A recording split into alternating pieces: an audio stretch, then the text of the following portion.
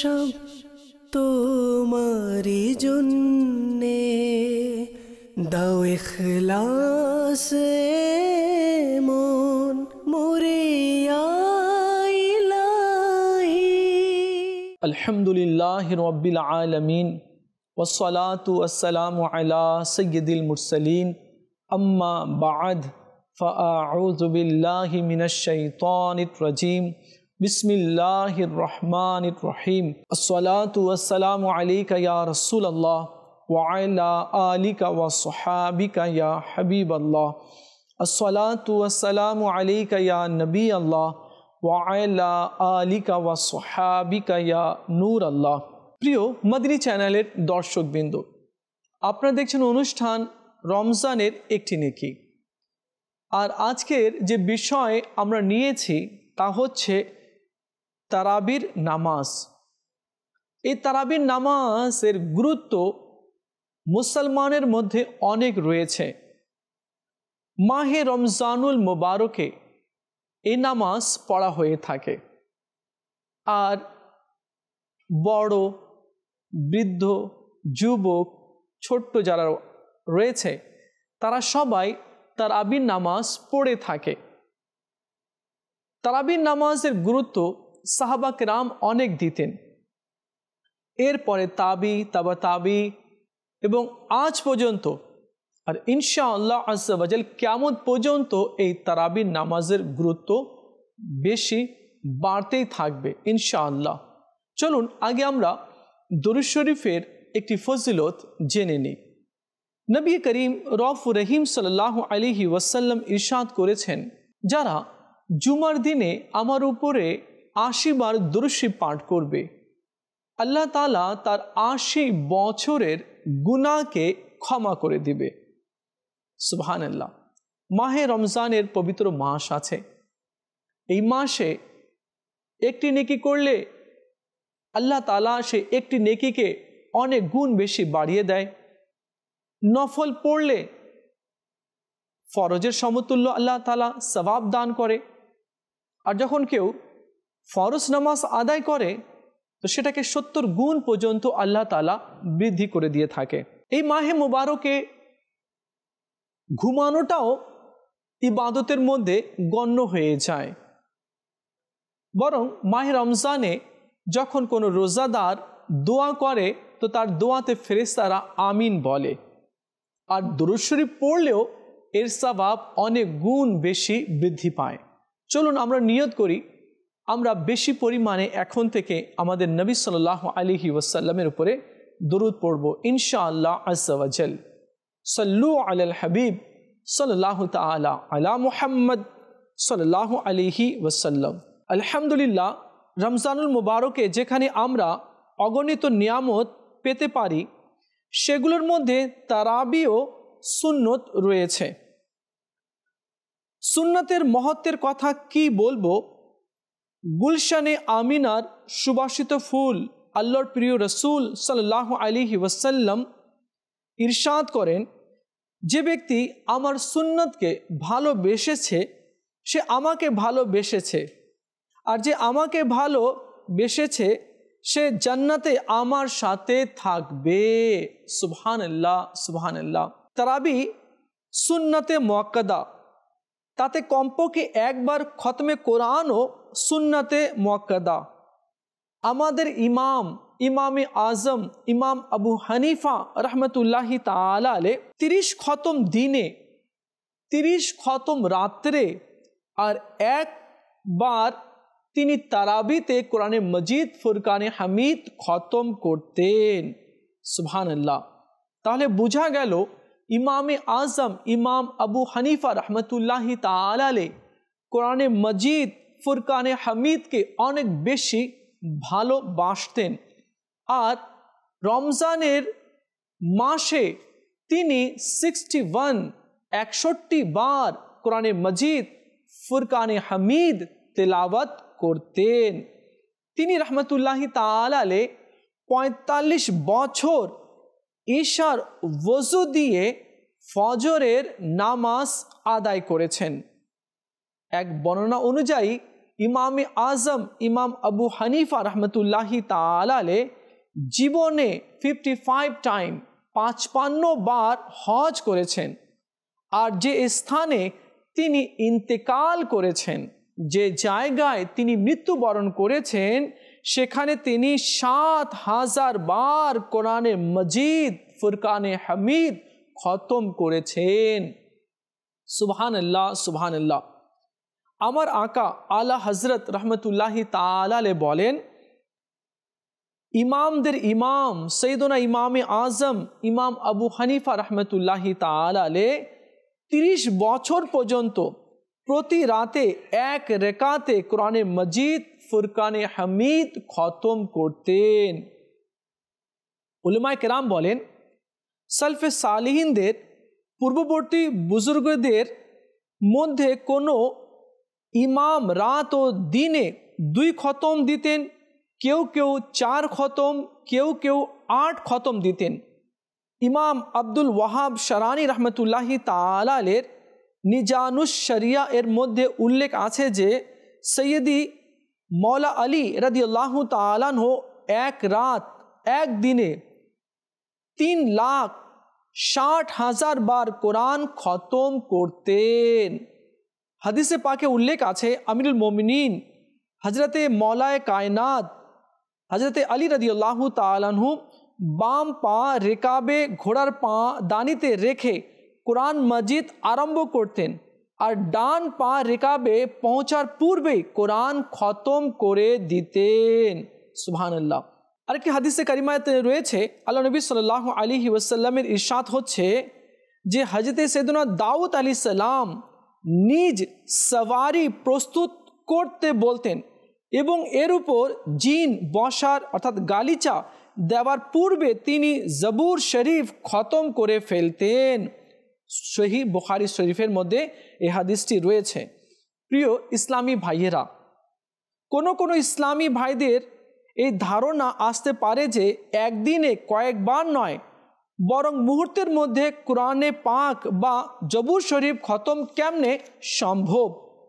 তার উত্তর এই যে ইহা আউলিয়া কেরাম এর কারামত ও হজরতে সৈয়দনা দাউদ আলাইহিস সালামের মুজিজা, যা কখনো কল্পনাও আসে না, দেখাও যায় না, স্পর্শ এবং অনুভবও করা যায় না।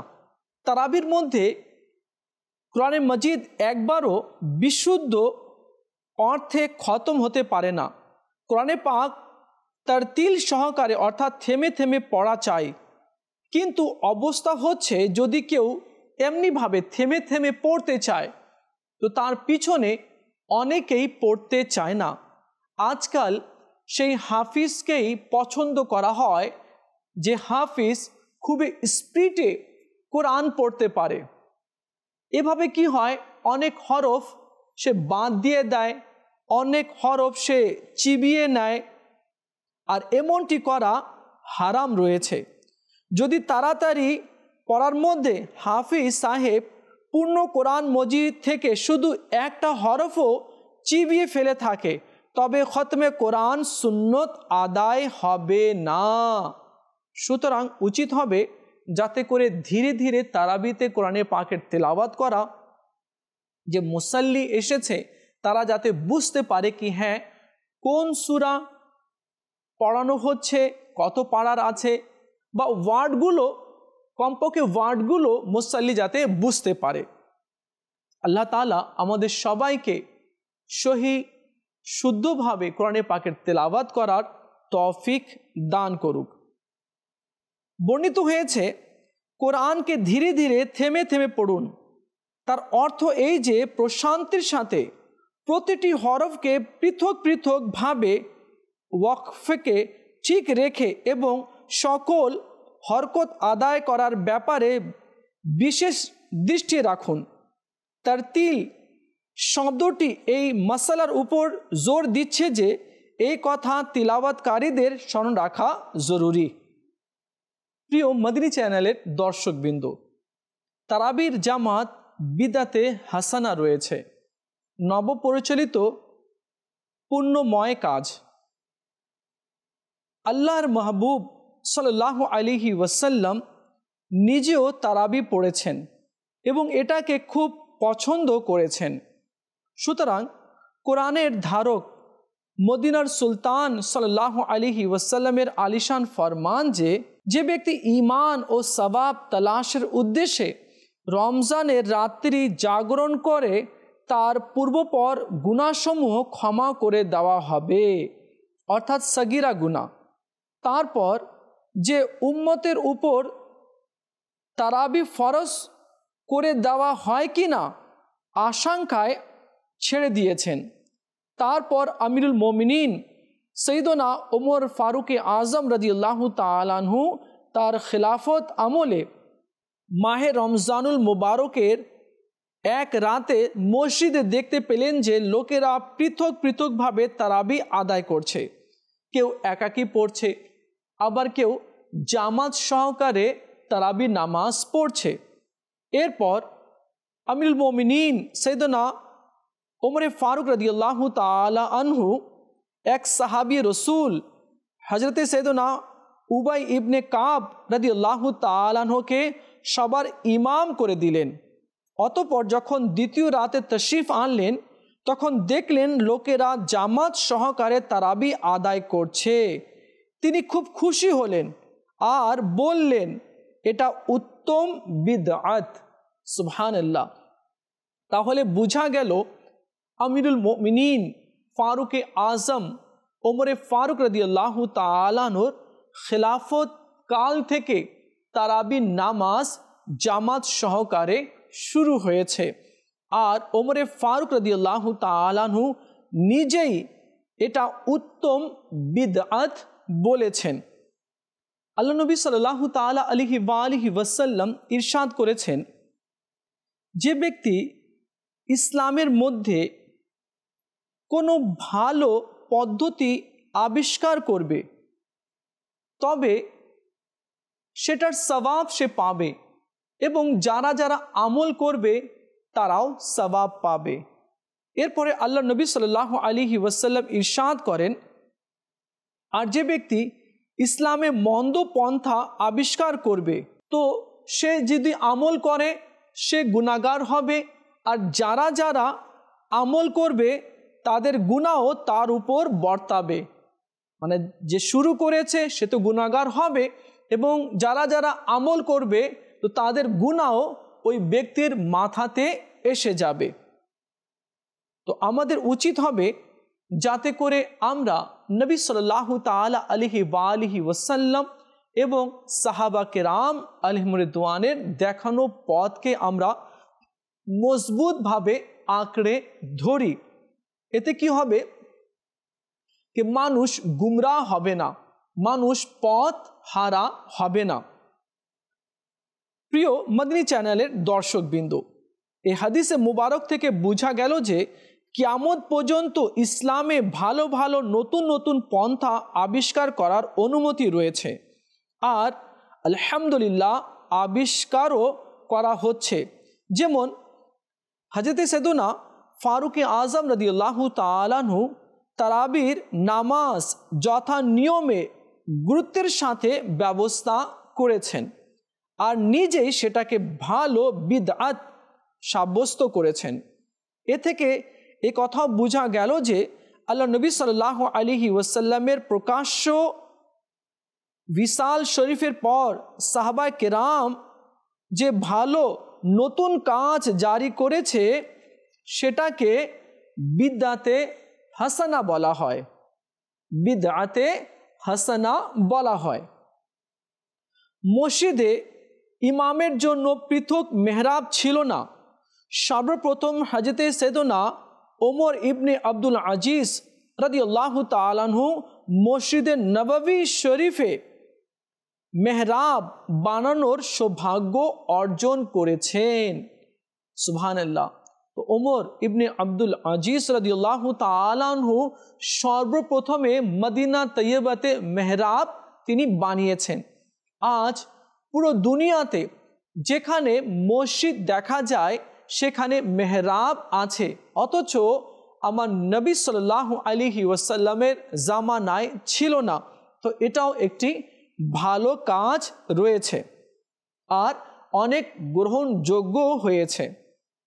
অনুরূপভাবে মসজিদগুলোর উপর গুম্বদ ও মিনারা নির্মাণও পরবর্তী সময়ে আবিষ্কার হয়েছে, বরং কাবার মিনারগুলো আল্লাহ নবী সাল্লাল্লাহু আলাইহি ওয়াসাল্লামের যুগে ছিল না।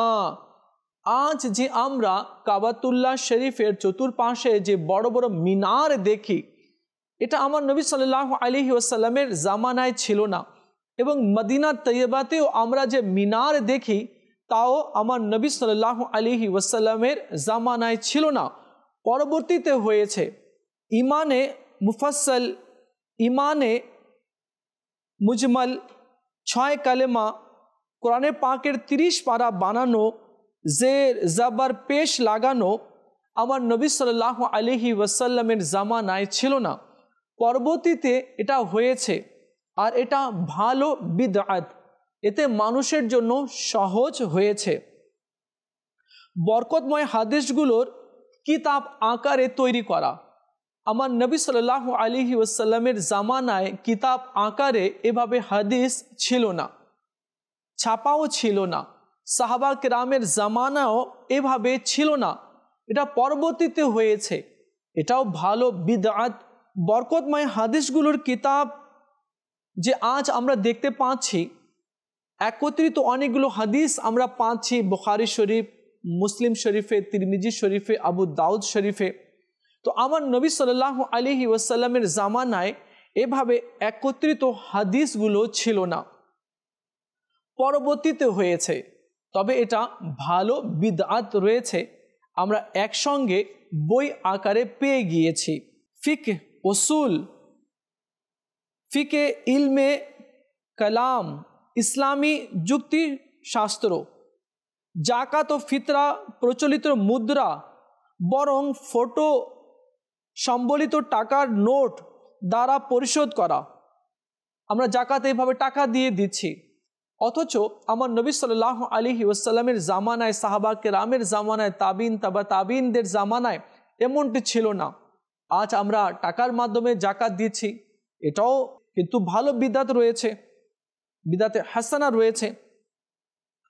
উট ইত্যাদির পরিবর্তে জাহাজ ও বিমান যোগে হজে সফর করা, আমার নবী সাল্লাল্লাহু আলাইহি ওয়াসাল্লাম হজ করতেন, উটের উপরে চড়ে, ঘোড়ার উপরে চড়ে, হেঁটে যেতেন। কিন্তু আজ আমরা জাহাজে যাচ্ছি, বিমানে যাচ্ছি, এটাও বিদআত, কিন্তু বিদআতে হাসানা রয়েছে। আমার নবী সাল্লাল্লাহু আলাইহি ওয়াসাল্লামের জামানায় ছিল না, এখন হয়েছে মানুষের সুবিধার্থে, এটা ভালো রয়েছে। শরীয়ত ও তরিকাতের 4 সিলসিলা অর্থাৎ হানাফি, শাফি, মালিকি ও হাম্বলি, অনুরূপভাবে কাদরি, নকশবন্দি, সোহরওয়ার্দী ও চিশতি আমার নবী সাল্লাল্লাহু আলাইহি ওয়াসাল্লামের জামানায় ছিল না, এখন আছে। তো তরিকাতের 4 সিলসিলা, যাতে করে লোকেরা ইসলামিক গাইড পায়, আল্লাহ আজ্জা ওয়া জালকে পাওয়ার একটা রাস্তা পেয়ে যায়, তো এটা আলহামদুলিল্লাহ আজ্জা ওয়া জাল ভালো রয়েছে। প্রত্যেক বিদআত পথ ভ্রষ্টতা নয়। অনেক লোকেরা মনে করে যে প্রত্যেক বিদআত পথ ভ্রষ্টতা, গুমরাহি, কিন্তু এমনটি নয়। কারো মনে এ প্রশ্ন আসা অস্বাভাবিক নয় যে হাদিসে পাকে বর্ণিত হয়েছে, আমার নবী সাল্লাল্লাহু আলাইহি ওয়াসাল্লাম ইরশাদ করেন, প্রত্যেক বিদআত নতুন বিষয়, পথ ভ্রষ্টতা, আর প্রত্যেক পথ ভ্রষ্টতা জাহান্নামে নিয়ে যাবে। এটা হাদিস রয়েছে, কিন্তু হাদিস বুঝতে হবে कि আল্লাহ নবী সাল্লাল্লাহু আলাইহি ওয়াসাল্লাম কি বুঝিয়েছেন। এর অর্থ হলো সবচেয়ে মন্দ কাজ হচ্ছে নতুন কাজ উদ্ভাবন করা, আর প্রত্যেক বিদআত অর্থাৎ নতুন কাজ ভ্রষ্টতা। সহিহ মুসলিম শরীফে রয়েছে। এই হাদিস শরীফের অর্থ কি? এর জবাব হচ্ছে হাদিসে পাক সঠিক সত্য। এখানে বিদআতে সাহিয়া অর্থাৎ মন্দ বিদআতকে বোঝানো হয়েছে। নিশ্চয়ই এমন প্রতিটি বিদআত মন্দ যা কোনো সুন্নাতের পরিপন্থী কিংবা সুন্নাতকে বিলীন করে, যেমন অন্য হাদিস সমূহে এই মাসলার আরো বেশি ব্যাখ্যা বিশ্লেষণ রয়েছে। সুতরাং আমাদের প্রিয় আকা সাল্লাল্লাহু আলাইহি ওয়াসাল্লাম ইরশাদ করেছেন, ওই সমস্ত গোমরাহি বিদআত যাতে আল্লাহ ও তার রাসূল সাল্লাল্লাহু আলাইহি ওয়াসাল্লাম অসন্তুষ্ট, সে সমস্ত ভ্রান্ত বিদআত প্রচলনকারীর উপর সেই বিদআত আমলকারীর সমান পাপ অর্পিত হবে, আমলকারীর পাপে কোনো কমতি হবে না।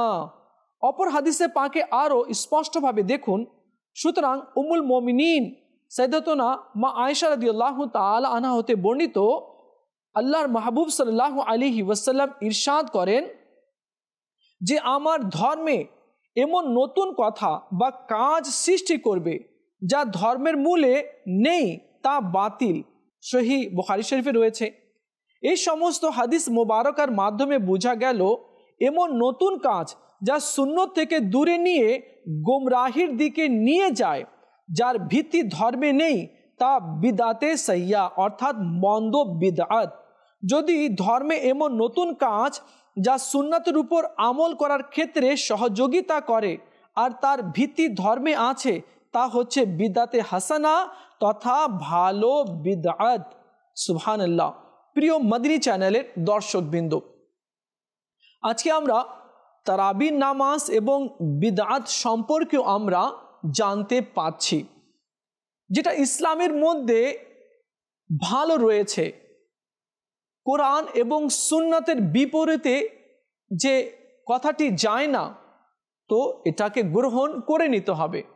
আর এমন কথা শুরু হলো যেটা কোরআন ও হাদিসের সুন্নাতের বিপরীত রয়েছে, তো সেটাকে গ্রহণ করা কখনোই যাবে না। নবী করিম রউফুর রহিম সাল্লাল্লাহু তাআলা আলাইহি ওয়াসাল্লাম ইরশাদ করেছেন, যদি ইসলামের মধ্যে নতুন কোনো পন্থা আরম্ভ করা হলো আর সেটা কোরআন ও হাদিস এবং সুন্নাতকে ধ্বংস করে না, নষ্ট করে না, বিনষ্ট করে না, তাহলে তো সেটা ঠিক আছে। আর যদি সুন্নাতের পরিপন্থী রয়েছে তাহলে সেটাকে গ্রহণ করা যাবে না। আল্লাহ তাআলা আমাদের সবাইকে বোঝার, আমল করার তৌফিক দান করুক। প্রিয় মদিনী চ্যানেল দর্শকবৃন্দ, আপনারা দেখছিলেন অনুষ্ঠান রমজানের একটি নেকি, আর আজকে আমরা তারাবি নিয়ে আলোচনা করছিলাম। আর এও জানতে পারলাম কি ওমরে ফারুক রাদিয়াল্লাহু তাআলা আনহু সর্বপ্রথম তারাবির নামাজ জামাত সহকারে আদায় করার নির্দেশ দিয়েছিলেন এবং বলেছিলেন এটা ভালো বিদআত অর্থাৎ বিদআতে হাসানা। আল্লাহ আমাদের সবাইকে তারাবির নামাজ আদায় করার তৌফিক দান করুক আর বেশি বেশি বরকত অর্জন করার তৌফিক দান করুক। মাহে রমজানের পবিত্র মাস রয়েছে, এই মাসে প্রতিটি মুহূর্তেই রহমতে পরিপূর্ণ রয়েছে। আল্লাহ তাআলা এই মাসের ওসিলায় আমাদের সগীরা কবিরা গুনাহকে ক্ষমা করে দিক। দেখা হবে আগামী পর্বে, আরেকটি বিষয় নিয়ে আলোচনা করব। ততক্ষণ ভালো থাকবেন, মদিনী চ্যানেলের সঙ্গেই থাকবেন। সাল্লু আলাল হাবিব সাল্লাল্লাহু তাআলা আলা মুহাম্মদ সাল্লাল্লাহু আলাইহি ওয়াসাল্লাম। আমল যেন হয় সব তোমারি জন্যে, দাও ইখলাসে